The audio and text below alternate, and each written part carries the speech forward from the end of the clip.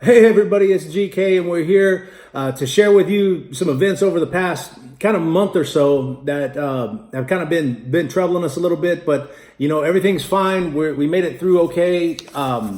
We got this email in the mail yesterday. Basically, we had a PayPal case opened against a seller.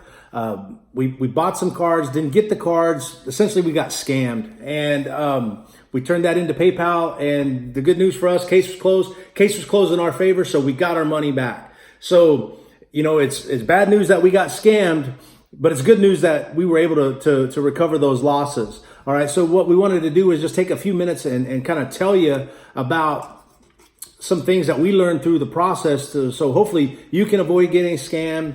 That you can see those things before they develop. And then number three is, if you run into that kind of situation, you might have an idea of what to do or what the process is to go ahead and get your money back and get things right again. So the first thing is, how do we spot a scammer?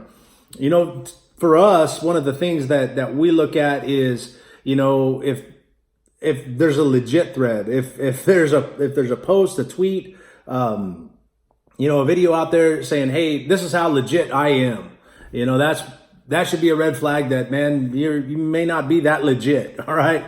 Number two, there's a lot of nice looking cards out there, and sometimes what looks too good to be true is in fact too good to be true. There are people out there that will pull a photo from another source online and then repost it as their own, and then market that. It doesn't make it right, but it happens out there. And I'm by no means am I saying everybody's out there doing it. It's just kind of the way it is. You just really want to pay attention to who you're dealing with, and you want to take the time to do the due diligence. Take a while to get to know that person. Nothing saying we got to buy anything from anybody right away. You just kind of want to develop and build a relationship. There's several great communities out there in the hobby to get involved with. I know that Midwest Box Breaks has an excellent community full of good people. Buck City Breaks through the Discord. Also, like Sports Card Investor has a Discord channel. The Discord channels, if those sources are providing areas where that community can connect and work together, then it's a pretty good sign that not a lot of scamming is going to go on. Those people are vetted, and a lot of times we're out there, we're buying cards on Instagram, Twitter, eBay, ComC, whatever the case may be. We don't have the ability to vet the sources. So get involved with the community, pay attention to what people are doing, and by all means, put the information out there. And that's kind of why we wanted to share. We're not going to blast that person online. To be consistent with our leadership principles, we believe in praise in public and punish in private. So but I will be transparent with that information. So if hit me up with a DM on Instagram or Twitter, I'd be more than glad to tell you what you need to know to stay safe. Now let's talk a little bit about what happens if you get scammed. So we bought a couple cards, and we paid a pretty decent amount for the cards. Nothing extravagant. It was just, a kind of a large purchase, one that we definitely wanted to see a return on the investment from. But so we bought the cards, no activity for like 2 or 3 days. We followed up. Oh yeah, hey, I'll get to it, right? I'll get to it, and blah blah blah. No tracking number right away. No tracking number in a reasonable amount of time. And I'd say probably, if it can't get shipped to you in 48 hours, definitely your level of awareness needs to be raised. So and then after about a week, we got a hold of them. Hey, where's the stuff? And real short comment, like, oh yeah, hey, I'm shipping it. Well, 3 days later, it didn't show up. And why that's important is, if you purchase through PayPal, you have a 20-day window, right? So from the date of purchase, 20 days after that, if you're on that 21st day, your ability to file a claim is going to be, it's going to be more difficult. You may be able to file a claim, but PayPal's not going to look at that claim favorably for one person or the other because of that amount of time. So I would say if it hasn't shipped within 48 hours, if in a week you definitely don't have the item, by all means, don't be afraid to go into PayPal and report that transaction. Now, we were lucky that we paid goods and services, and this is an important thing that that really has affected the way we do business, even though it's affected the way we'll do business with some trusted associates within the hobby.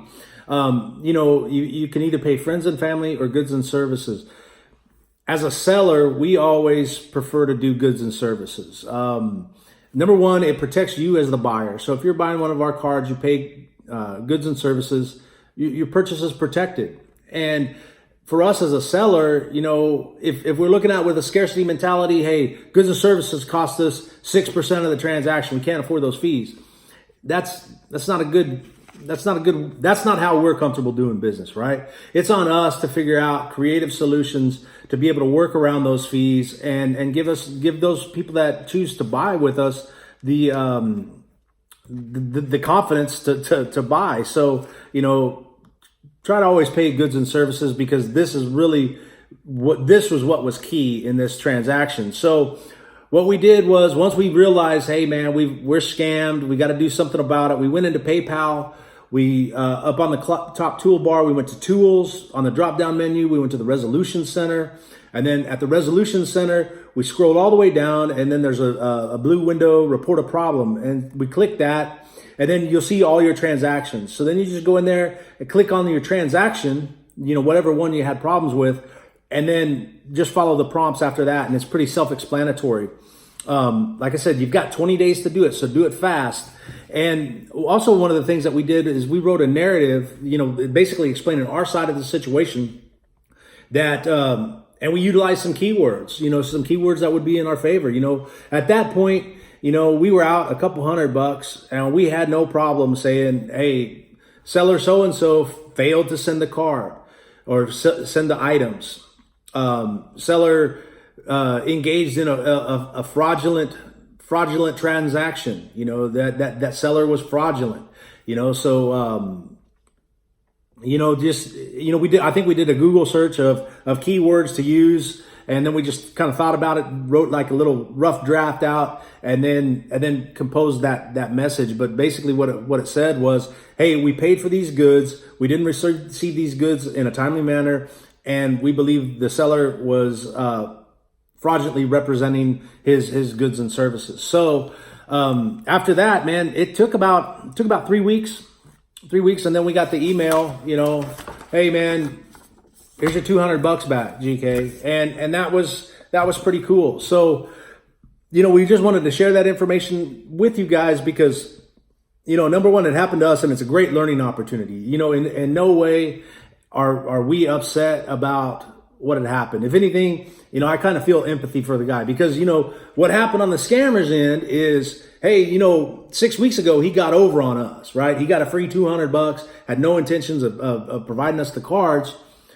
Well, we don't know what happened in that other 6 weeks, man, and man, it's around the first of the month. And so, just like a lot of us, there's a time of the month where, you got to pay the piper and pay all your bills. And man, to have $200 missing, it can be kind of a big deal. So, his efforts or her efforts in these regards really got him into a mess 6 weeks later. Yeah, they had that instant gratification of a quick return. Haha, we got over. But man, what they didn't see was coming down the line is, hey, now we're out that same money. So, I kind of feel bad to some degree because, I think a lot of times, some of the flash and the hype, we can get caught up in it, and, we might do some things that are out of character or not the right thing to do. But at the end of the day, man, any decision we make, we got to pay for that decision. And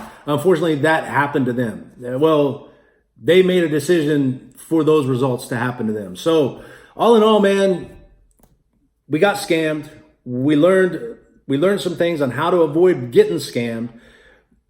And, we still have empathy and respect for that person, because we don't really know what they're dealing with, So, this is not to bash them. It's more so to really help you out and keep you from being in our shoes for the last, 6 to 8 weeks, because, it's hard to have fun in the hobby if some of your money is tied up in litigation and things like that. So, if, like I said, if you want a heads up on who's out there doing bad stuff, shoot me a DM, Instagram or Twitter. If you like what you saw, or you have an experience that is similar, or had a different way of handling it, man, by all means, drop a comment in there and let us know how it worked out for you. And hopefully, people can read through those comments and get more than just one perspective. But thanks for your time, everybody, man. We just wanted to share some quick information with you. It's good news. Unfortunately, we had to learn the hard way, but fortunately for us, there's control measures in place that can help us come out on top. So thanks again for your time. We'll be seeing you soon. Have a great weekend, and we'll see you next time.